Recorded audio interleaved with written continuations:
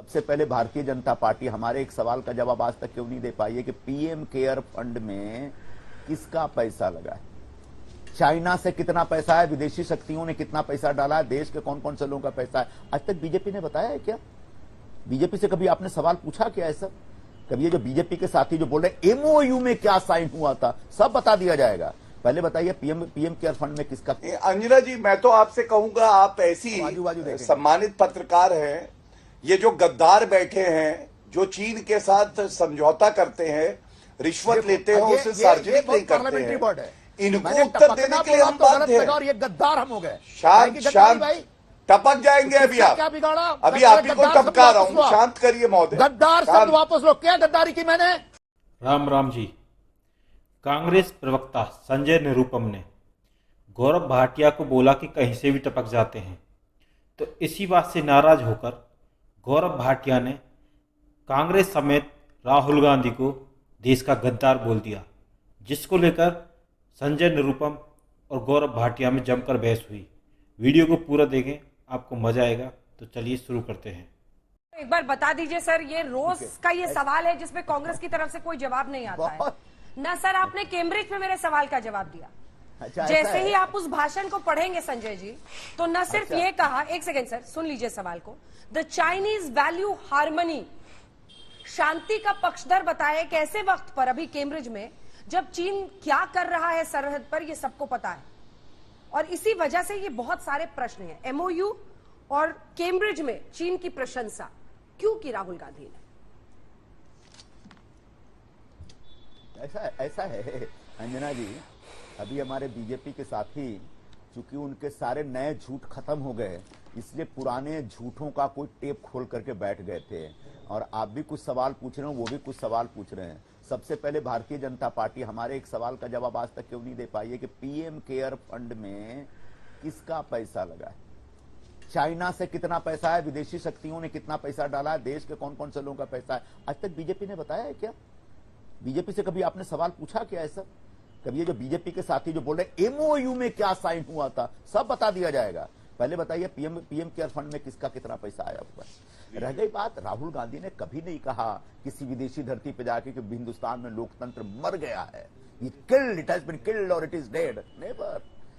हाँ, लोकतांत्रिक तरीके से जो कामकाज होता था हिंदुस्तान में, उस तरीके से आज नहीं हो रहा है। और उसके लिए अगर कोई जवाबदार है तो मोदी सरकार जवाबदार है। मोदी सरकार क्या कर रही है? संवैधानिक तरीके से काम नहीं होने दे रही है। जो भी संवैधानिक संस्थाएं, उन संस्थाओं पे कब्जा करके बैठी हुई है मोदी सरकार। जो मीडिया है हमारा, उस मीडिया को अपना गुलाम बना करके बैठी हुई है मोदी सरकार। न्यायपालिका के कामकाज में दखल देती है, और उसका सबसे बड़ा सबूत यह है कि एक साथ सुप्रीम कोर्ट के चार बड़े चीफ जस्टिस, चार जस्टिस, सीनियर जस्टिस बाहर निकल के प्रेस कॉन्फ्रेंस करते हैं कि केंद्र सरकार की दखलंदाजी हो रही है।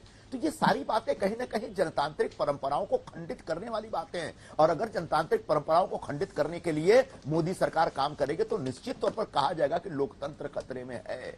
और बावजूद इसके जब पब्लिक निकलती है, लोग निकलते हैं, वोटर निकलते हैं, तो कई बार लोकतंत्र जिंदा हो जाता है और उसके बाद इनके सारे पैतरे फेल हो जाते हैं। उसका सबसे ताजा सबूत जो है कर्नाटक है। अब बार बार राहुल गांधी से इनको कोई खतरा नहीं है, और राहुल गांधी एक शब्द बोल दें तो इनके 16 कैबिनेट मिनिस्टर एक साथ राहुल गांधी का जवाब देने के लिए निकलते हैं। बीजेपी के सारे जनरल सेक्रेटरी, बीजेपी के अध्यक्ष, जितने प्रवक्ता तो एकदम मतलब जैसे वो पानी पी पी के राहुल गांधी के खिलाफ लग जाते हैं। और कहते हैं क्या, एक ने बोला क्या कि राहुल गांधी लोकसभा में आएंगे तो नौटंकी होगा। अब बीच में मत बोलो, अभी राहुल गांधी लोकसभा में तो फिर से नौटंकी होगी, मनोरंजन होगा। तो इतना नौटंकी और मनोरंजन है, तो उनके भाषणों में से जो महत्वपूर्ण बातें हैं, जो सवाल हैं, उसको आप एक्सपंज क्यों कर देते हैं? उसको लोकसभा के रिकॉर्ड से क्यों निकाल दिया?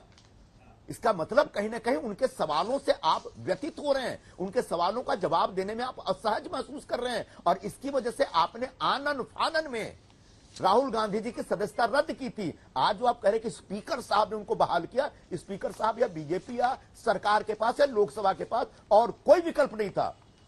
सुप्रीम कोर्ट ने जब उनके कन्विक्शन के ऊपर स्टे लगा दिया तो भारतीय जनता पार्टी उल्टा लटक जाएगी, तो भी उनको बहाल करना पड़ेगा, उनकी सदस्यता बहाल करनी पड़ेगी, और करना पड़ा। और जैसे ही आज राहुल गांधी लोकसभा पहुंचते हैं वैसे ही जानबूझ के बीजेपी अपना नया तमाशा लेकर के आई है। इस तमाशे को हम खारिज करते हैं और साफ साफ शब्दों में एक बार फिर कहते हैं कि किसी भी संस्था ने, किसी भी व्यक्ति ने, किसी भी एजेंसी ने, किसी भी न्यूज पोर्टल ने अगर चाइनीज कंपनी या किसी भी संस्था से, किसी विदेशी से कोई भी पैसा लिया है, अगर वो गैर कानूनी तरीके से लिया हुआ है, अगर लीगली नहीं है, सरकार को सूचित करके नहीं दिया गया, बिल्कुल कार्रवाई। कांग्रेस पार्टी कभी आपको रोकेगी नहीं, और ऐसी संस्थाओं और एजेंसियों से कांग्रेस का कोई लेना देना नहीं है, साफ साफ शब्दों में बोला जा रहा है। जवाब दीजिए गौरव जी। वो कह रहे हैं कि अगर दोषी है तो कार्रवाई कीजिए। बीच में इनको टपकने की बहुत आदत है। देखिए गौरव जी, अगर दोषी है तो कार्रवाई कीजिए, चाहे वो तो सिर्फ बयानबाजी शब्दों की मर्यादा बनाए रखे। अंजना जी, शब्दों की मर्यादा बनाए रखे, वरना ऐसा ना हो राहुल गांधी की गोद पे टपक जाए। अभी आपकी जिम्मेदारी है, आपके शो पे आए हैं। हाँ, बोलिए बोलिए। टपकने की आदतें बता रहे राहुल गांधी ने टपक जाए। टपकना ठीक है, टपकना पर अलग से हम लोग ऐसे लिखेंगे एक दिन। राहुल गांधी टपकना पर अलग से एक दिन बहस कर लेंगे। प्लीज अब रुक जाइए, प्लीज थामिए और वापस आइए टॉपिक पे। गौरव जी जवाब दीजिए। धन्यवाद। देखिए, सवाल उठा था एमओयू को सार्वजनिक कर दो, उत्तर मिला नहीं। 1.5 करोड़ की रिश्वत क्यों ली, तो पीएम केयर पे पहुंच गए। पीएम केयर पे इनको यह भी जानकारी नहीं है कि जो भी कंपनी डोनेशन देती है उसका मेजॉरिटी स्टेक भारतीय कंपनी ही इनकॉर्पोरेटेड होती है, उसमें किसी का इन्वेस्टमेंट हो, यह भी इनको पता नहीं है। आज पूछ रहे हैं कि चीन से कितना पैसा आया है पीएम केयर, ठीक है, पीएम केयर फाउंडेशन में क्या आप ये डेटा दे सकते हैं कि चीन से कितना पैसा उसमें आया है? चीन की किसी कंपनी ने, किसी पार्टी ने पैसा दिया है? गौरव जी। अंजना जी, मैं तो आपसे कहूंगा, आप ऐसी सम्मानित पत्रकार हैं, ये जो गद्दार बैठे हैं, जो चीन के साथ समझौता करते हैं, रिश्वत लेते हैं, उसे सार्वजनिक नहीं करते हैं, इनको उत्तर देने के लिए हम बाध्य हैं। ये गद्दार हम हो गए। शांत शांत टपक जाएंगे अभी आप। अभी आप ही को टपका रहा हूँ, शांत करिए महोदय। गद्दार शब्द वापस लो। क्या गद्दारी की मैंने? कौन सी गद्दारी की बताओ मुझे आप। ठीक है, गद्दार शब्द वापस लो, एक भी शब्द बोलोगे आप। ये राहुल गांधी ने करी, आपने नहीं, राहुल गांधी ने करी है। How dare you to call me गद्दार? मैं बताता हूँ राहुल गांधी कैसे चलिए गद्दार हो गए? अंजना जी शांत जिनके कराइए। माँ बाप, बौखला गए जिनके बेचारे। बाप, जिनकी अभी दादी बोले ने देश 3-4 की मिनट कुर्बानी बौखला की, गए। वो गद्दार हो गए। शर्म नहीं आती आपको? जिन लोगों ने अंग्रेजों की दलाली की, जो अंग्रेजों के गौरव जी जवाब दीजिए। विरोध किया, और कोशिश कीजिए कि ऐसे शब्द ना बोले जाएं जिसकी वजह अगर आप से उनको चुप कराएंगी तभी जवाब दूंगा, या आपको कंट्रोल करना है। पूरी आजादी की लड़ाई में। हाँ, लेकिन आप आप भी कैसे बाहर गौरव जी हैं? गद्दार जैसा शब्द थोड़ा सोच समझकर बोलिए। अगर आपके नेता के लिए भी ऐसा शब्द इस्तेमाल किया जाएगा तो आपको भी बुरा लगेगा। आप दोनों से मेरा निवेदन है कि अब इस बात को यहीं पर रहने दीजिए, आगे की बहस कीजिए। क्या पीएम केयर फाउंडेशन में चीन से भी पैसा आया? ये उनका प्रश्न था संजय जी का, इसका जवाब दीजिए गौरव जी। अंजना जी राहुल गांधी को गद्दार कहने वाला हाँ। वापस ले। अंजना जी अब शांत कराइए। अंजना जी, मैं आपसे एक बात कहूंगा, आपने कहा गद्दार शब्द का इस्तेमाल किया तो बुरा लगेगा। आपको याद है राहुल गांधी ने चीन के तो कसीदे पढ़े, तारीफ करते हैं, देश के प्रधानमंत्री को, मैं नरेंद्र मोदी जी की बात कर रहा हूं, सरेंडर मोदी कह दिया था। सरेंडर मोदी। क्या कोई देश का प्रधानमंत्री ऐसे देश के सामने सरेंडर करेगा जो भारत की तरफ बुरी नजर रखता है? वो प्रधानमंत्री जिसने बालाकोट एयर स्ट्राइक के लिए खुली छूट दी हमारी वायुसेना को और घुस के ठोका पाकिस्तान को। और याद करिए, राहुल गांधी को माफी मांगनी चाहिए पहले। कोविड को मोविड बुलाया। मोविड क्या होता है? अगर मैं अभी बोलूं, शांत कराइए। नहीं, अंजना जी गलत बात है, सॉरी।